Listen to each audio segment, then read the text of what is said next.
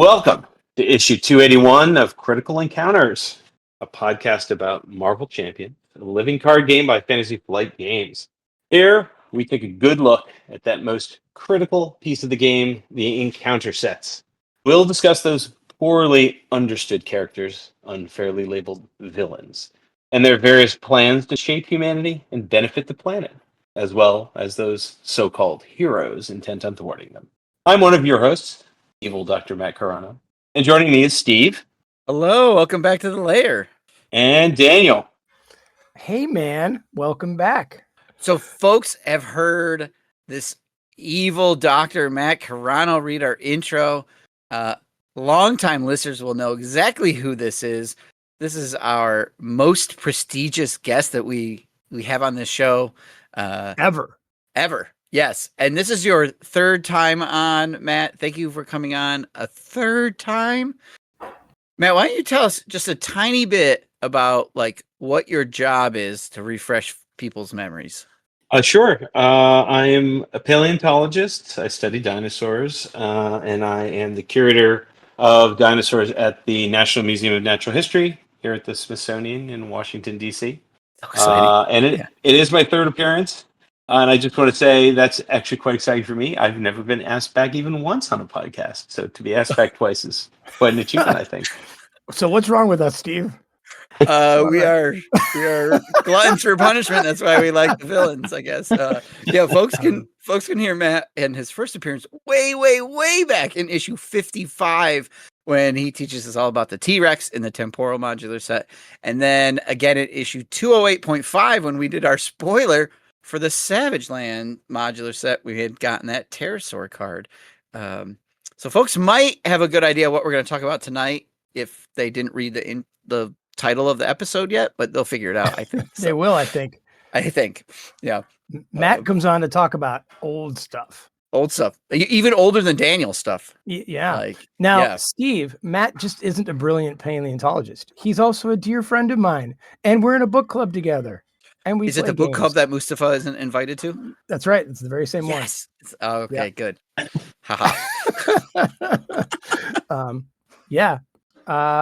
to see you, Matt. Good to see you, Daniel. It's been a good run these few weeks. Yeah, we've seen a lot of each other. Thanks for the emergency bathroom stop yesterday, too. We're here to provide all services we can.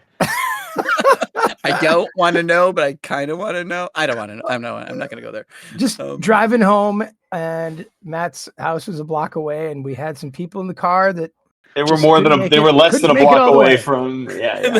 they had. Clock was ticking. Yeah. So, all right, cool. So, what's on your mind today, Daniel? Oh, Matt. Well, thanks for asking. What's on my mind tonight is celebrity, in a sense. Celebrity, legend, and a little bit of my own personal history all wrapped up in one, I hope, short but delightful cup of noodles here. So you've heard of Babe Ruth, I'm sure. Cultural icon. Yeah. But long before Babe Ruth or Red Grange or the golden age of radio or any of those things, there was a very famous cultural icon named Dan Patch. Have either of you heard of Dan Patch? Not even once. Not. Nope. Not even once. Great. Awesome. Now, Dan Patch was a racehorse, but he was more than just a racehorse. Now, the reason I bring him up tonight is because Dan Patch is the local legendary figure of my mother's hometown, where I spent a lot of time as a youth. It's where I fell in love with music. It's where I learned to play guitar, all that kind of stuff. It happened in the town of Savage, Minnesota. Okay. Now, Savage was named after Marion Savage, the woman who bred and owned Dan Patch. And now to this day, Savage celebrates Dan Patch Day every year. They've got like a Dan Patch Street. The school, the local elementary, is Dan Patch Elementary. Tons of local businesses share his name. And so long ago in the early 1900s, before it became sort of a somewhat depressed and beleaguered town on the outskirts of Minneapolis where many of the people are somewhat regressive. Dan Patch anchored this community. He was a competitive horse racer, and won all sorts of things. He was like one of the winningest horses of all time. And he makes Savage, Minnesota, this famous place. So whenever you're going through there, everybody, you get through Savage in about 4 minutes on the main highway. And you'll see Dan Patch's name 100 times. Anyway, he was born in Indiana in 1896, bred by Daniel Messner for Marion Savage. He sold to her. She's a wealthy Minneapolis business person. She owns this stock food company and then has this estate farm in a place called Hamilton, Minnesota. But that gets later renamed to Savage in her honor, but really Dan Patch's honor. So she builds this state-of-the-art horse training facility in a racetrack in town. She turns this pretty sleepy community into like this hub. And Savage, the town, goes all in on marketing and promoting Dan Patch because his image, his name, it just goes on everything. And a lot of her business uses his image on like feed bags and the machines that he uses. And it's even on breakfast cereals. It's not just that he was a marketing genius, Dan Patch. He was also a very winning horse for 7 years, undefeated in official competition. All right. He never lost a competitive race. Crowds flocked to see him. Thousands lining tracks just to watch this magnificent pacer in action. Sounds like Dan Patch was pretty fast, but you are slow and rambling. Where is this going?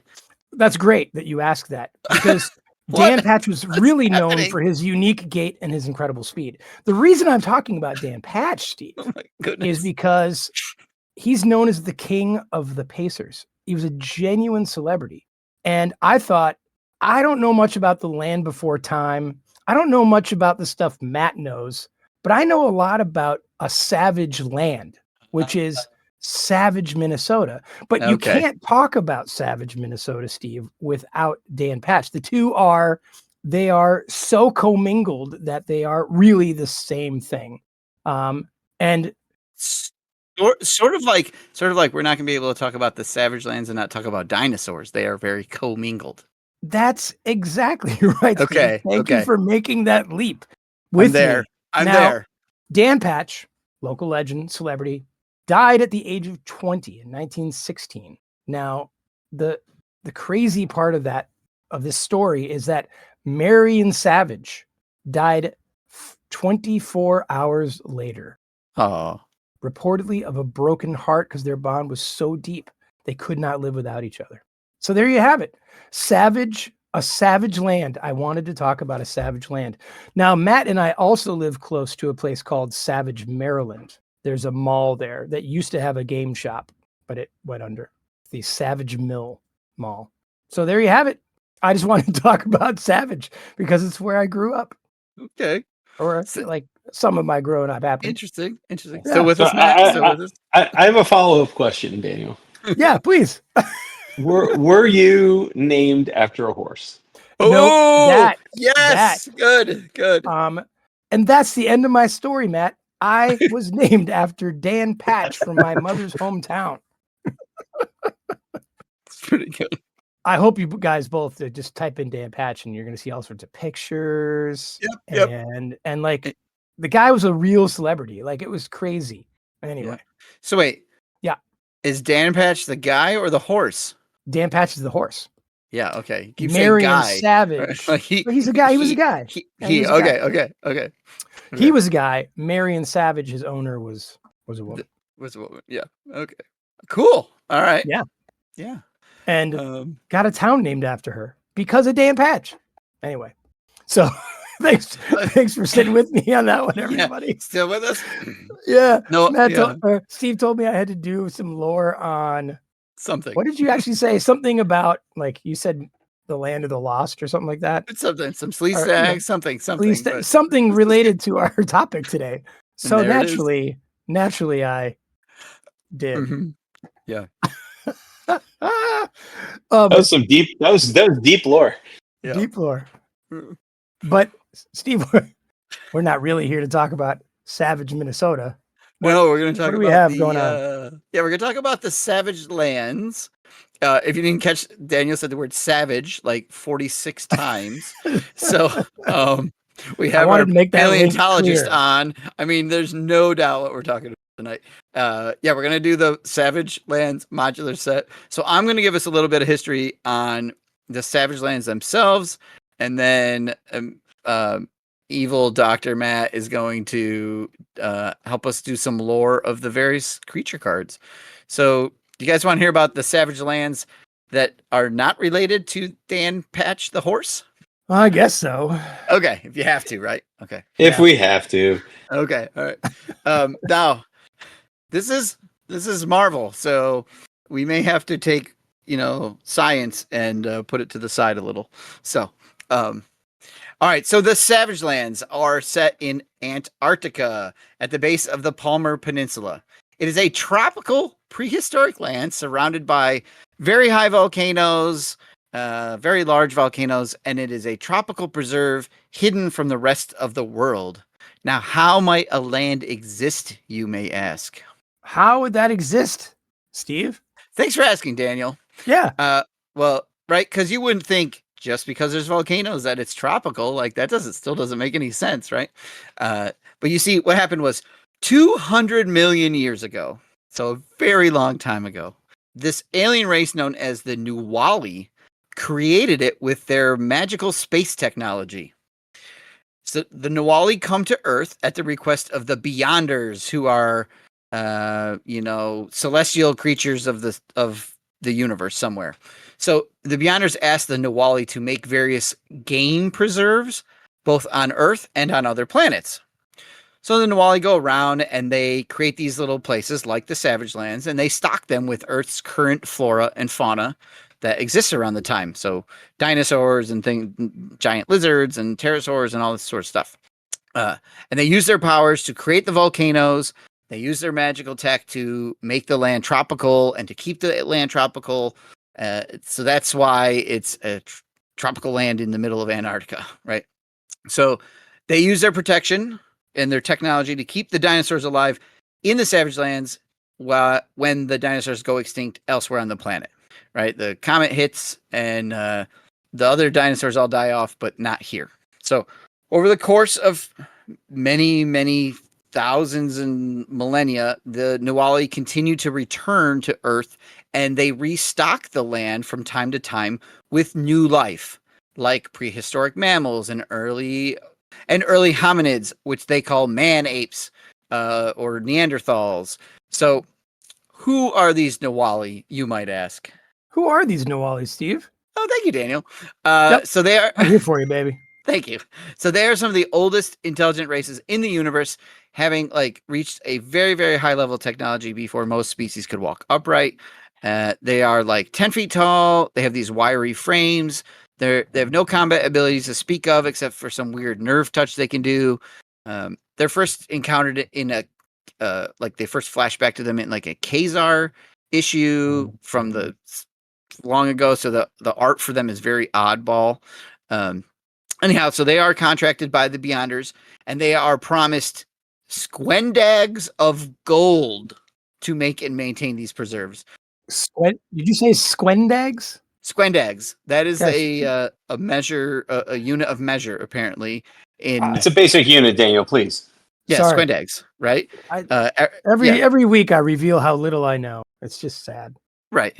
I mean, if you were offered squendags of gold, you would do this too. I find it interesting that gold is what they want, not something else, but gold. It's always gold. It's always gold. It's always gold. But eventually the Beyonders stopped paying the Nuwali, so the Nuwali stopped maintaining the preserves. They're like, well, we're not getting paid for this. We ain't doing it anymore. And they just disappear. So that leaves the Savage Lands and Earth to its own devices. Oh. Yeah. Okay. Lots of time passes. Lots and lots and lots of time passes. And around 18,500 BC on Earth, the Eternals show up. So you might I saw the movie. Yeah, I was going to say, some of those folks. And the Eternals show up in the Savage Lands, and they build some temples, and they meet with the folks of Atlantis, and Atlantis shows up with them, and Atlantis colonizes the Savage Lands. And this is interesting because the Atlanteans import unicorns to the Savage Lands, and they export prehistoric life forms from the Savage Lands. So they like trade livestock with the Savage Lands. Okay. Yep. Okay. So the Atlanteans and the Eternals, they extend the tropical effect of this area of the Savage Lands into a larger space that they now call Pangea. Not to be confused with what we consider Pangea to be. For some reason, Marvel writers couldn't come up with a different word, so they say Pangea. Okay. But they don't mean Pangea. They don't mean the Pangea you learned about in school or that you would read about at the Smithsonian, right? Okay. This is yeah. Right. This is this land is like many times larger than the basic Savage Lands area. There's like a core Savage Land area that is dominated by dinosaurs and monsters and beasts and stuff. And then there's this Pangea that is now being populated with humanoids. The Atlanteans genetically alter the men that are there. They genetically alter the Neanderthals. Men are evolving there. They make beast men of every animal type that they can think of. They create various civilizations. There's tribes. It's all very primitive in form, but it's a form of civilization. So, and they bring war to the region for the first time. So, because yay, war. Okay. Eventually, Atlantis is destroyed, but their work continues in the Savage Lands without them. And various tribes rise up, and there's political boundaries drawn, and there's all these kinds of things happen. And according to one of the comics, there's 1,000 different races in the Savage Lands. So name an animal, Daniel. Pick one. Any animal. Pigeon. Yep, there are pigeon people there, or at least bird people. Racehorses. Yeah, I bet there are horse people there. Matt, you got one? I mean, just looking at the map, I have to tell you, I already have a favorite, which are the Oh, yeah? amphibians. Amphibians. There you go. Oh. Yep. There's cat people and fish people and monkey people and bird. There are people called pterons or pterosaur people. Okay? So like everything you can think of. There's like at least some people of it that live there. This is like a kind of gigantic island of Dr. Moreau. Yes, but less. It's maybe a little like after the Atlanteans leave, it's a little less like icky. And I presume the technology is better, so it works better. It works. Yeah, they're just left to their own devices, and they develop their own things, and they're not, discriminated on or hunted and these sorts of things. But so then a lot of time passes, and there's tons and tons of modern stories in the Savage Lands, which I don't want to get into all of them, but we did talk about a while back with Mako. We talked about Belasco and Dante going there. We talked with Board Game Lawyer all about Sauron. He goes there. Right, and we have heard of Khazar and Shanna. They're like big named characters in the Savage Lands, in the Pangea piece of it. Not necessarily the prehistoric refuge piece, but they sort of protect that. Khazar does, so we see him a lot. The X-Men have a vacation house there. They visit all the time, and throughout the Marvel comics, it's been coveted and taken over by the likes of Apocalypse. Magneto takes control of some old Eternal temples. S.H.I.E.L.D. goes there. They claim they're going to protect it, but they end up exploiting it. Hitler sends guys down there. Yep, that Hitler, right? The Nazis have to ruin stuff, so they're there ruining things. Yep. What Marvel does is they basically weave in various historical ventures or anything that might have to do with Antarctica. Marvel sort of tries to weave it in, like James Cook and Edgar Allan Poe and Jules Verne, and like anything that they might have talked about. They're like, oh yeah, this is our Savage Land, and they've mentioned that. You know, they put their own spin on it. So currently, the United Nations have made it an international wildlife refuge, but most people on Earth have never heard of it. So while it's a secret to the main public, it's like a super powered person's worst kept secret. Like everybody knows it exists, but not your regular people. So you ask any random X-Man, he's like, oh yeah, we know about it. And Spider-Man's been there, and Captain America's been there, and all of S.H.I.E.L.D.'s been there. So everybody goes down there if you have some sort of power. Okay. Got it. Of course, at one point it was almost destroyed. then reformed with magic, space magic. As you Most do. people, I mean, that's the easiest way to fix things, space magic. So, Steve, other than that export process where they share livestock, do any of these things get out of whatever is like this place penned in, or do amphibians sometimes just stroll out of the savage land and appear in like Kentucky? So the mountainous volcano range that surrounds it keeps everything inside. Got it. So okay. Yeah. But some things do get out, and there have been comics where a T-Rex got out, or there were pterosaurs that made their way to Argentina, and things like that. So they do get out, but typically they don't. And the cultures there are primitive enough that they don't have planes and cars and things like that. So they're kind of trapped there. Okay. Everybody there speaks English now because of all the influence. Okay. They have their own native languages, and there's a whole list of like different languages they speak there, but it's interesting. It's a lot bigger than you would think it is, based on like just trying to keep something hidden, but it's fairly large. And so that's it. It's effectively, you have the small core savage land where you have all the dinosaurs, and then you have this Pangea piece with all these various races and tribes and things going on. And that's our savage lands. Wow. It's interesting. In like a child said, "Hey, I want to have dinosaurs. What do I do with them?" And made this up. So I love it. It's interesting. And there's tons of stories. There's tons of stories there with various factions going, but I didn't want to get into that because it goes on and on and on and on. And sure. On. Dinosaurs and not dinosaurs. Right. Right. Yeah, because those Nawali throughout the millennia, like went back out, grabbed things that were alive, dumped them off in the savage lands. They were keeping it, stocked, and then and things evolved over time as well. So, got it.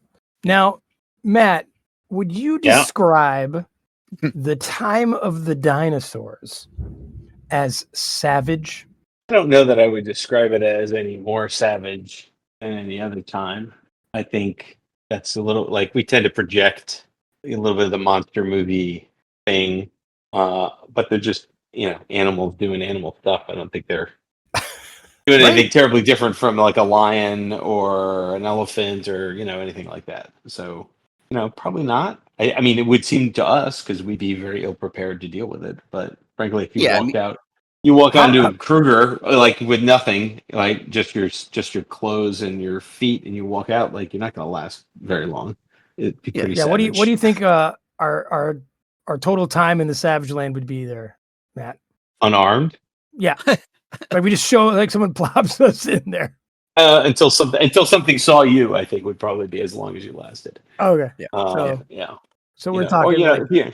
They're ferocious, fierce, and violent creatures, right? Like there's a lot of carnivores there. So it's like everything else, right? Your main skill as a human being is that you run better than most animals. So is that true? Yeah, humans are like incredible long distance runners. Like you can, if you have the time, you can catch a deer because you just keep running after it, and the deer will get tired before you will. It'll take a few hours, but Matt has never seen Daniel or I run. I was gonna say this is not. You don't have to be. You don't have to be personal fast. Case, but you could walk. You could walk for hours, right? And you could probably jog and walk and jog and walk and jog and walk, and the deer will sprint, and then it will stop, and it will sprint and stop, and eventually you'll get tired, and you'll just catch it. And then I want to try this out. Like at that point. But I mean, that's your basic skill set, right? You have nothing else. So my advice is use that to your advantage. And my opposable thumbs, Matt, and my ability to use tools. Well, yeah, but if you don't have the tools, it doesn't matter. If you don't have the ability to use the tools, yeah. You can have great aim on a rifle, but if you don't have a rifle, that doesn't help. Well, Daniel could also talk them to death. So that's true. I bet right. Have no they heard about the horse? They heard about the horse. All right, well, let's talk some paper here, Matt, Steve, Matt. All right. So the Savage Lands modular set is found in the Age of Apocalypse box. There are 8 total cards, 6 by title. It is required in Dark Beast. What we're going to do is we're going to go through the cards, and when we get to an interesting creature, we're going to quiz Matt on its information, right? I think that's the plan. All right. And by let me quiz, ask- we just mean Matt's going to talk about. We're gonna ask Matt to tell us interesting facts. So there's no points involved. You don't have to ring a buzzer. Yeah. All right, Daniel, why don't you read us the quintessential card here? The environment, the savage Minnesota land. Are you ready? This is a location setting traded environment. It has the setup keyword. And here's what the savage land does. The villain gains retaliate 1. And then there's a special. Discard the top 3 cards of your deck. And then finally, when revealed, discard each other setting environment in play. And it has 3 boost icons. There you go. Okay. We see some fauna in the art here. Matt, I am assuming that's a T-Rex. It's probably a T-Rex. It's a Tyrannosaur for sure. You can see because it's got 2 little fingers on its hand and not 3 or 4. Oh, so that's what narrows it down. If it had more fingers, would it be something else? It would make it harder because most of the predatory dinosaurs have 3 fingers and 4 fingers, and very few have only 2. And the only ones that look like this are Tyrannosaurs. So you can sort of like hone in on it that way. And then you get some look like little pterosaurs in the background, having a kind of a look around over the mountains. Yeah, they're the ones who you would think escape, but apparently they don't. It's too cold. If they fly too far, it gets cold, so they come back. Oh, I get it. Right? Now, was it Matt that long ago described a T-Rex's tooth as a banana dagger? Yes. Murder banana. Murder banana. Murder banana. Yeah. Yeah, there's a bunch here. Yeah. And I would say this is a classic sort of T-Rex thing, right? It's like mouth is open, clearly roaring, doing everything it can do to be the epitome of the setting that you're thinking of, right? Yeah, which is why I guess the villain has retaliate, because the villain is now so savage, so fierce. It has its own banana murder bananas. So a quick reminder too on folks, like if you're playing this in Dark Beast, this gets put off to the side because you'll randomly put one in, which we haven't talked about Dark Beast yet, but we'll get there. Okay. But if you're just playing this as your regular modular set, your one of or whatever, it has a setup keyword, so it comes into play. The villain has retaliate, and occasionally you're going to discard some cards from your deck. So, and generally speaking, it's going to be out the whole game because you're not playing in multiple environments. But yeah, I guess you could bring this to like Magog or something, right? Yeah. We talked a little bit about like you could try to use these settings in Mojo or vice versa. Mojo, yeah. Yep. I keep calling him Magog. All right. The interesting thing is it has boost icons, which I don't know if you would ever have it, but like if you took one of the other settings, the blue side of the moon or whatever it is, we haven't talked about that one yet, or Genosha, and you wanted to play with all 3 of them, you could shuffle the other settings into a deck. So when they get revealed, it would trigger, they would come out or something. Like there's some oddities you could do, but if you're just playing it straight, this is out. That's it. So off you go. Sure. But I do like that it doesn't have permanent. Right. It's just set up. All right. Yep. Cool. All right. Let me tell you about the next card, because the next few after that, we're going to have Matt do. So the land out of time is a treachery. When revealed, if the savage land is in play, resolve its special ability and take 1 indirect damage for each resource icon on the discarded cards. Otherwise, find the savage lands and reveal it. 3 boost icons, and the quote, "The savage land is exactly what you'd expect from a prehistoric jungle in the middle of Antarctica." I love that. It is. It's what you think it is. So it triggers a special ability because Savage Land should be in play because of the setup. You're going to take a little bit of damage. And if it's not in play because you were going to do something funny, it goes and gets it. Right? So now, are there a couple of these, I'm guessing? Just the one. Just the one. Oh. Yeah. Okay. When we do Dark Beast, we're going to come back around. I want to talk about some oddities with the wording on this card, but I think it's best saved for that. Okay. So, yeah. Okay. I mean, the flavor text is the biggest oddity on the card. That there is some? Well, what it says. Yeah. And notice the 2 fingers, Steve. Now we know what that means. Mm-hmm. Yeah, because like, what are the other big ones that could be mistaken for a T-Rex? Like, I mean, like even was it? Allosaurus. Allosaurus Yeah, is like that's 3 fingers. it's a big. Um, Is that like a Utah raptor? Is that one that's there's a kind of the Utah same? raptor. It's sort of like what you see in Jurassic Park. Yeah. Okay. And they also have 3 fingers. Speaking Um, of, Matt, did you go see the mm, new Jurassic Park movie? I have not Like seen the purely Jurassic Park movie. scientific research? No. Okay. All right. It has more to do with I've got 2 young kids, and so every time I want to see a movie, I'm like, is this movie worth $200? Like And I have dinosaurs at work. I rarely say yes. I rarely say yes. Yeah. That's funny. Okay. All right. Well, Matt, why don't you just read us this next card, which you read for us once before? So this should be I easy. remember this card. Yes, Pterosaur. This is a minion, aerial and creature.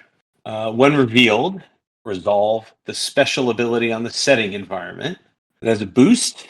If the Savage Land is in play, deal Pterosaur to yourself as a face-down encounter card.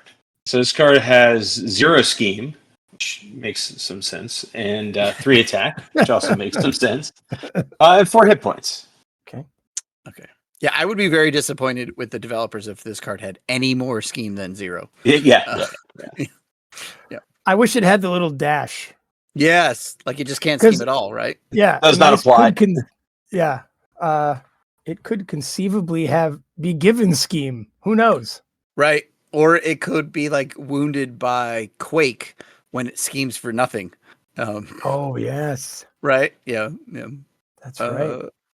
Okay, so no scheme, that's great. 3 attack, that's good because it's a giant flying lizard that tries to eat you. Aerial creature, 4 hit points, that all sounds good. It comes out and we do the special, so it's going to discard cards. I kind of take it that like all these things are maybe devouring your resources, like we talked about, right? They're eating everything of yours, so maybe that's the discarding of the 3, or it's just I'm trying to figure out the theme behind the discarding the 3 cards.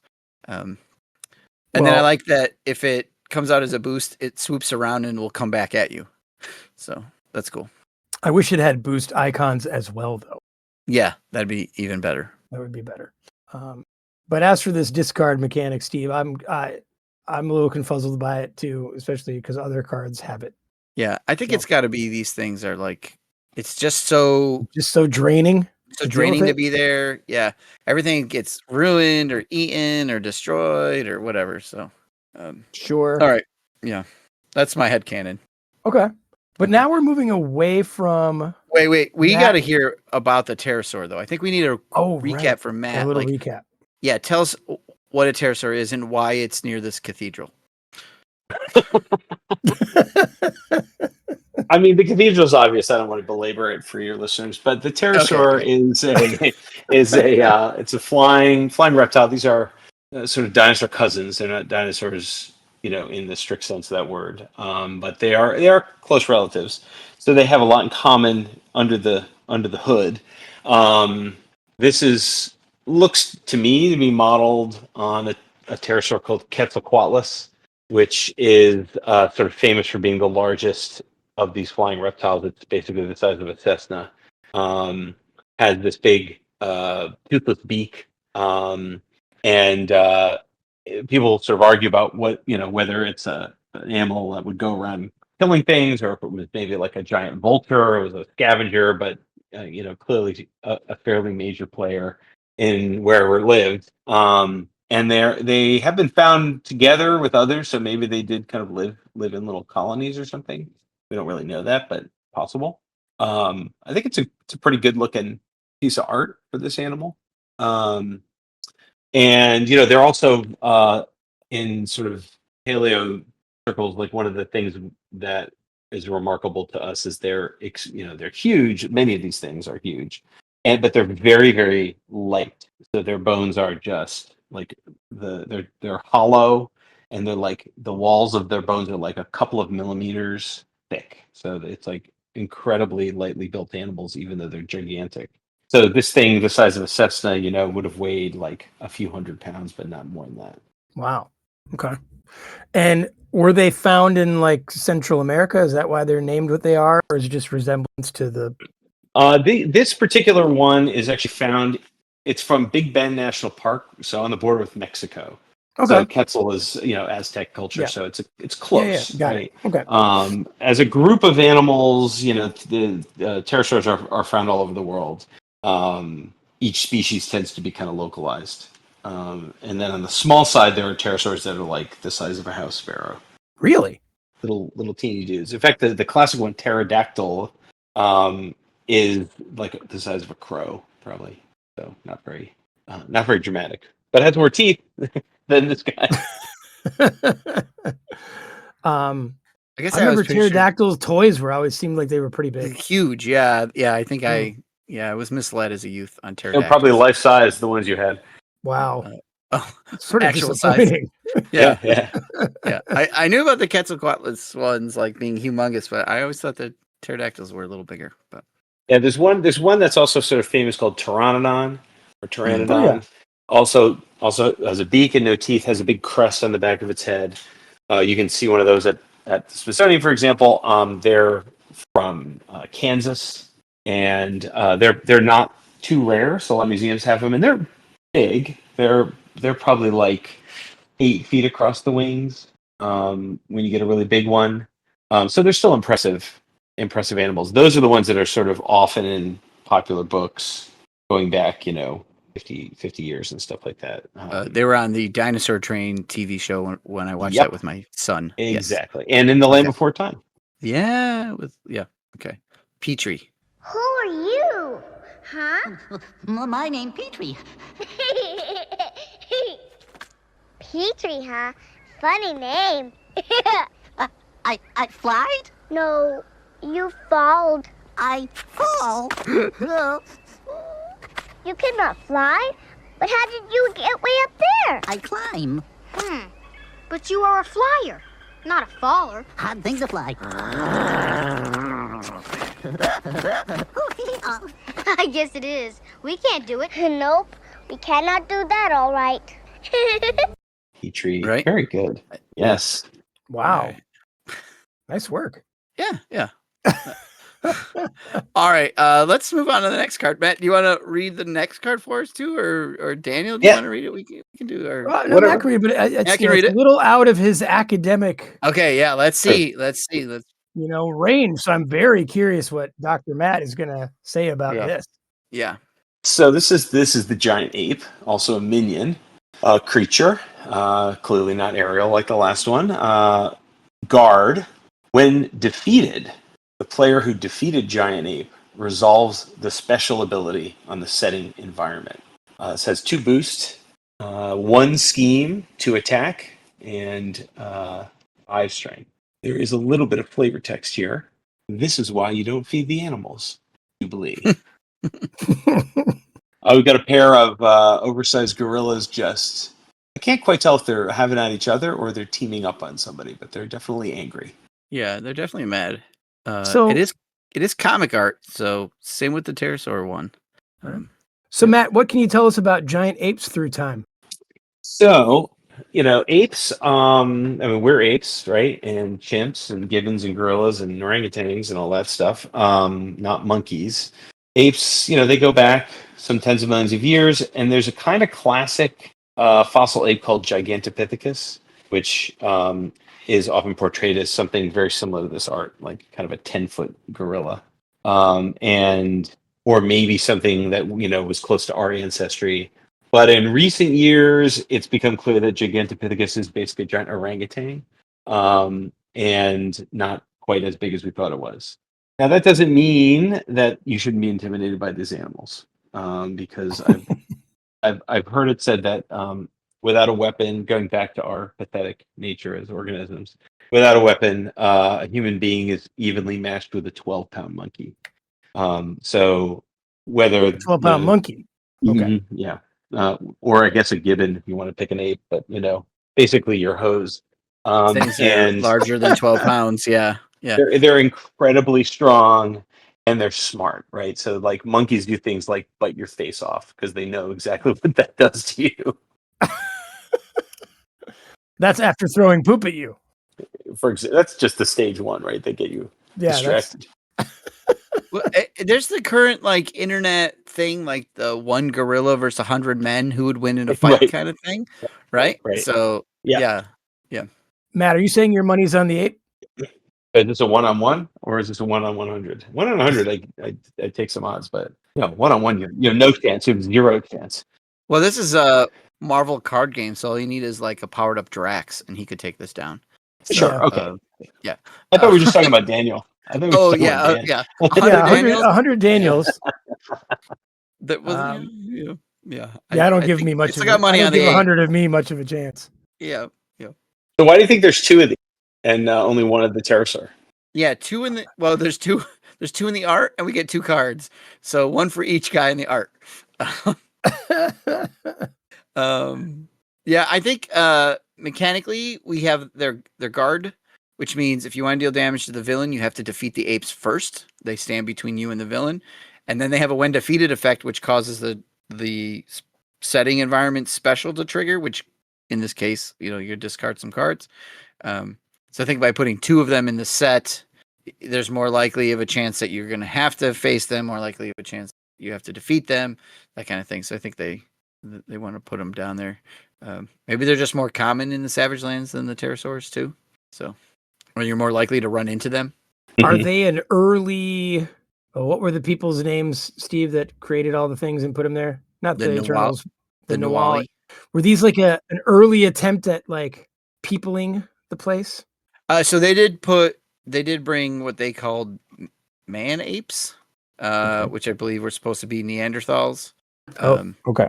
So not really, but then there are which I didn't get into, but throughout the time there are various ape people and man apes and ape men and ape people, like whatever combination of words you can come up with. There's lots of people messing with the between the apes and the humanoids that are down there. The high evolutionary shows up and does some stuff. So yeah, there's a lot of interaction with Gotcha. primates. So Cool. I am interested in what their scheme is, though. Like, what are they trying to do, right? Well, Matt said they were smart. Yeah, I'm just curious what they're doing. That's all. So this next card, we're heading back into Matt's primary knowledge base, I think. We're back in Dino Land. Back in Dino Land. Although I have a question about their name. But anyway, take it away, Matt. So here we have Velociraptor, the animal nobody knew till Jurassic Park. Another minion creature. This one has Quick Strike and Forced Interrupt. When Velociraptor attacks you, discard the top card of your deck. Velociraptor gets +1 attack for this attack for each resource icon discarded this way. It has 1 scheme, 1 attack, 3 strength, and 1 boost. And there are 2 of them, 2 cards. Cool. Okay.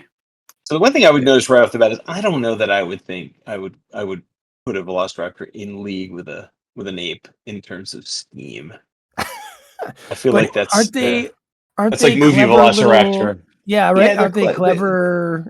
They can open doors. That's what I learned from Jurassic Park. They can open up a door. They can open doors. That's one scheme right there. We have minions on this show who can barely open doors, and but like the ape, the ape could probably do sign language. I feel like that should be 2 scheme. 2 scheme. Okay. I see. You know what I mean? It's not that you should downgrade the one; you should upgrade the other. I think upgrade the other. Okay. That's funny because like Baron Zemo has 2 scheme. So it is a dinosaur, right? Yeah, it's a dinosaur. It's So the name Raptor. What's up with that? Yeah, it's a name that these are dinosaurs that have a lot of sort of physical similarities to birds. They're not too distantly related to birds, but it's more that they have this kind of aesthetic of like a hawk or an eagle or something, right? They've got these kind of talons and they're very kind of lightly built, but also sort of fierce looking. So Raptor has become a very popular ending for dinosaurs like this. So there's like 50 dinosaurs that's like blank Raptor. Okay. And are there a whole bunch of different types of velociraptors like there are different types of the pterosaurs and stuff? Yeah, so Velociraptor is part of a big group that we call Dromaeosaurs. And there's things like Deinonychus and there's dinosaur called like Soren at the Lesties, and there's just a whole bunch of these with all the word combinations are basically like they hunt and kill things and they're quick. Those are like whatever the root words are. They all mix all those Got up. Mm. So Velociraptor means speedy hunter, and one of the first ones that was ever found in like 1923 in Mongolia, and they really took a long time to get enough of one that they had a good idea what they look like. By the time Jurassic Park rolled around, they sort of supersized them because they're not big animals. They're if it was standing on two legs next to you, the head would probably be at your waist. And so they're the head of a Velociraptor is probably about 8 inches long. It would still win if you were fighting it, but they're small. And what one of you mentioned earlier, Utah Raptor is sort of like the big version of one of these, and that's the size of a Jurassic Park Velociraptor. But they didn't know that when they made the movie. They just like put this thing on steroids, and then it turned out there actually were these giant ones that we hadn't found yet. So they kind of got lucky. What I like about the art on this card, though, I wanted to bring this up, is besides the fact that you got 3 of them, the main one is standing on the dead body of some other thing that they've killed. Yep. So it's like got this, and some sort of predator. It's got clawed feet, so it's killed. They've teamed up and killed some big predator. So I like that, and it's got some feathers on it, which I also appreciate, which we know they did actually have. So that's pretty nice to see. So I think it's cool that we're still finding dinosaurs, Matt. Like what percentage of dinosaurs do you think we know about? You mean like that ever existed? Or that we found stuff for. Like, are there more to find? A tiny. Is the question. So there's how many were there, and then how many of those ever got turned into a fossil, and then how many of those fossils are we going to find? Right. So it ends up being a very small number. I still think it's amazing we find any of the fossils. I know, right? Exactly. So then when you think like how many of them have we really found, the answer is like not very many. And so we have a couple thousand species of dinosaurs that we found, but you're talking about 165 million years of history. Every dinosaur probably is only around for 1 million years at best, and they're all over the world, and different species are in every part of the world. So there's got to be minimally many tens of thousands of species. So what we know is a drop in the dinosaur bucket. Yeah. Wow. Yeah. And I think a good sign that that's the case. Never mind the fact that we find the rate of discovery is higher now than it has ever been. And it's solely a product of like if more people go looking, then we keep finding more dinosaurs. So like you're not better tech, right? Yeah, you're not depleting any of the fossil availability. But what to me the sign that we're not close is that people still find dinosaurs that are like totally different dinosaurs than because you can find another there's T-Rex, and then there's another one that's not T-Rex but it looks pretty much like T-Rex, and then there's another one that looks a little bit like that one. They're like kind of variants on the T-Rex thing, and there's like 50 of those. But then you find this dinosaur and you're like, I've never seen a dinosaur like this before. And the fact that you keep finding those tells me we're anywhere near finding all the dinosaurs that are out there, which is cool. Frankly, people should just be digging in the savage lands. You'd probably find them all the time. I know, right? They're just looking in the wrong place. Yeah, and then amphibians, so it's a win-win. Right. Yeah. Can't wait to dig up one of those. Yeah. Well, yeah. So we should I encourage all of our listeners to just take a shovel in their backyard, dig it up, or your neighbor's yard, or your neighbor's yard, my yard. The backyard is kind of mostly weeds, so I'd be fine with it. I'm going to stake out a rectangled area. I would like the neighbors to come and dig out, like 3 feet on one end, 9 feet on the other, and then just leave it empty when you're done. Maybe we'll pour a pool in there. That sounds great. Yeah. If you're in DC, you could pull up a dinosaur bone doing that. Yeah. Do we have a good number of fossils here, Matt? No, but they're there. They're not a lot of them, and they're under pavement and buildings and things like that. So you don't get a lot of chances, but they're there under the whole of almost all the district. I would say all the district east of Rock Creek is mostly Cretaceous, and it has dinosaur stuff in it. Well, that's us, Matt. Yep. But like he says, stuff that's probably there will never get found because there are buildings there now, right? Yeah. Yep. Yeah. Yeah. Yeah. So the best dinosaur fossil ever found in the district was found during a sewer excavation in southeast Capitol Hill. And another one was found at like McMillan Reservoir. It's always during these construction projects, but it's down there. Keep digging, folks. Keep digging. Yeah. That's right. Before we move on, just a quick bit about the card itself. Oh yeah. Yeah. So the quick strike, we like that, right? They're Cool, not love very it. strong. They only have a 3 health. They're going to come out. They're going to hit you for damage. But maybe a little bit more because you have to discard a top card of your deck. And while it's not directly tied to the special on the setting, it is effectively assisting the setting by making you discard yet It's another just- yep. card. Yep. So all these guys are making you discard stuff, causing you to end up with another encounter card, right? Like burning through your deck. So at least they're all kind of working towards that goal. But yeah, it's neat. But Daniel, Yeah, this clearly is a savage place because the scheme, Steve, says village under attack. These dinosaurs seem to be teaming up on some ancient folks- Greeks. well, these are the folks that live in that Pangea area. They could be Okay. Khazar's friends. They could be Okay. any of these various tribes that live, just beyond the Savage Lands or just on the edge of it. We need to save the village from those dinosaurs is something I never imagined saying, says Rogue. All right. Village under attack is a 2-threat scheme with hinder 1 per player. When defeated, each player resolves a special ability on the setting environment. It is a crisis. You got to deal with it first. And it has 2 boost. There it is. Okay. The village is under. Who's coordinating this assault? What villainous mind is behind all this? They could just be hungry. Just a pack of them that are hungry. They're like, look at these guys. What are they going to do? Run away from us? That's the only thing they can do.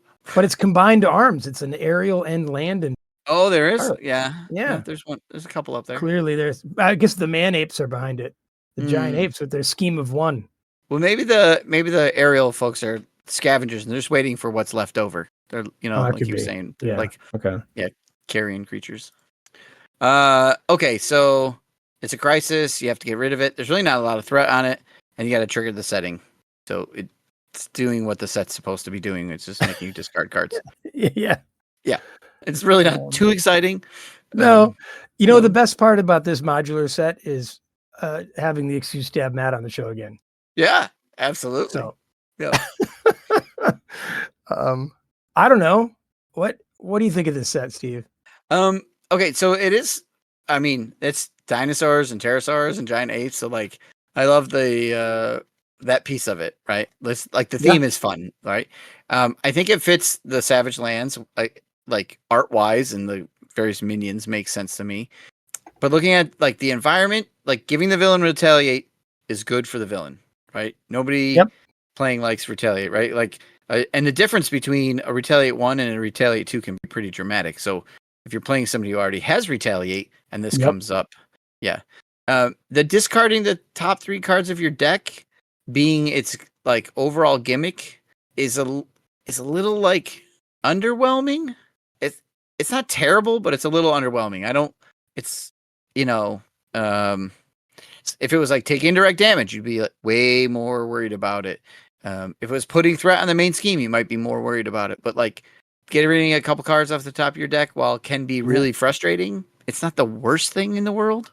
So yeah, I mean, maybe if they were discarding your hand, I just feel like they should be messing things up.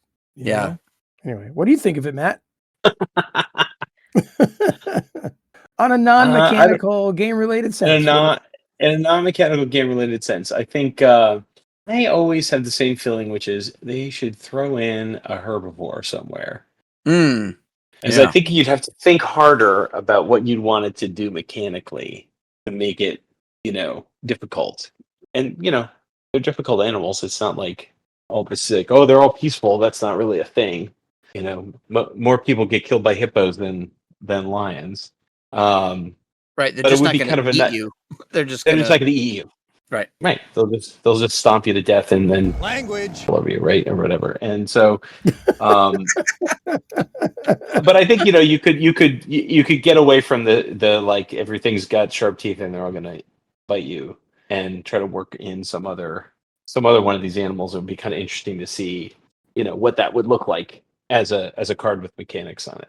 I throw down the challenge to the designers of the next set. You hear it, Tony. Tony listens. They listen to the show. So there you go. Next time, Savage Land Part 2 or Savage World. What are we? Jurassic Park World Reborn. So we can do something like that. I'm sure. You can have like a Pangea subset.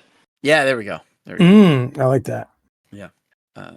Daniel, where do you want to play this? That's not Dark Beast. Where does I don't know.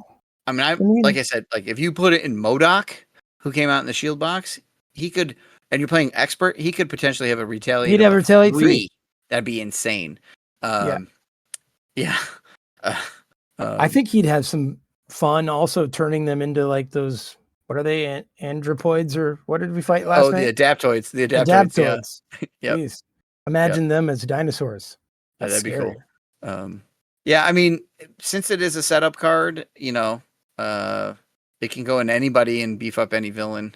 And if you have if you're playing like other villains who discard cards from your deck or worry about that mechanic, like Mysterio, who adds cards to your deck, and then when they get discarded from your deck, they have ill effects for you. So this could be really fun in Mysterio, I think, as he puts cards in there and then forces you to get to them even quicker. So that could be kind of cool. I would dig that. Yeah. Sounds like a good one. Yeah. So when we get Matt back into the game, we'll bring all the dinosaur sets we can. Yeah, we can get the T-Rex from the Temporal and this set, and Sauron, who is oh yes, he's a pterosaur vampire mutant creature who's named himself after Sauron from Lord of the Rings. So it's a real thing, Matt. It's a real thing. All right, Daniel, give it a grade. You're right, Steve. It's fun to look at dinosaurs and remember all the toys when we were kids and to talk to Matt. I'm going to give this a B+. Okay, that's fair. Matt, I'm going to make you grade it. Ooh. On whatever criteria you want to give it a grade on. I guess I would give it a straight B. I think I appreciate that it's not all dinosaurs. I like that. I think that the qualities of the that they've given them are reasonable. Although I do think the apes should be a little smarter, but I think they should get out of this carnivore rut a little bit. So yeah, I'm gonna dock them a little bit for that. All right, there you go, folks. A B+. There it is. There it is. Matt, thank you. I'm sorry, I shouldn't call you Matt. I should call you Evil Matt or Evil Dr. Matt. But thank you so much for coming on the show a third time. I can't believe that you came back 3 times. Or you were on once and you came back 2 times after that. It's crazy. Thank you for having me back. It's been great. This is one of the most fun ones I've ever gotten to do. So keep calling. I'll keep answering. I was going to say, Steve, do we have more prehistoric adjacent things that you can think of in the comic world? What do you know about the moon? There you go. We'll make something up. We'll get you back. Okay. All right, good. That's the deal. Okay. All right. Well, if you have questions for Matt, Dr. Matt, you can email us at criticalencounterspod@gmail.com. We are Critical Encounters on Facebook. You can find our YouTube, Twitch, Patreon by searching for Critical Encounters Podcast. And on Discord, we are Vardane, Big Foam Loaf, and if you like our show, tell your friends. If you don't like our show, tell your enemies. Littlefoot, take us out. You can't quit now. What if the Great Valley's just over the top of these rocks?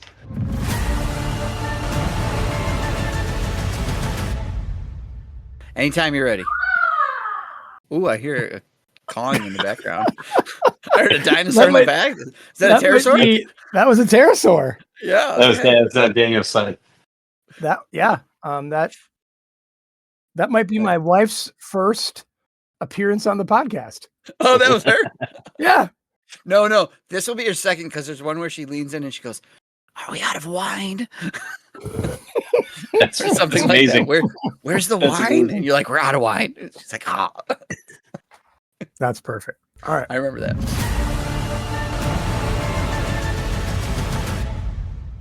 Deadpool, take us out. You know, this is where superheroes go to get eaten by dinosaurs, right?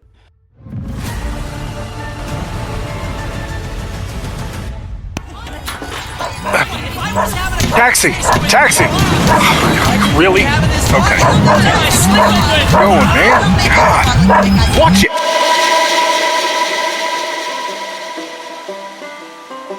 Remember a simpler time?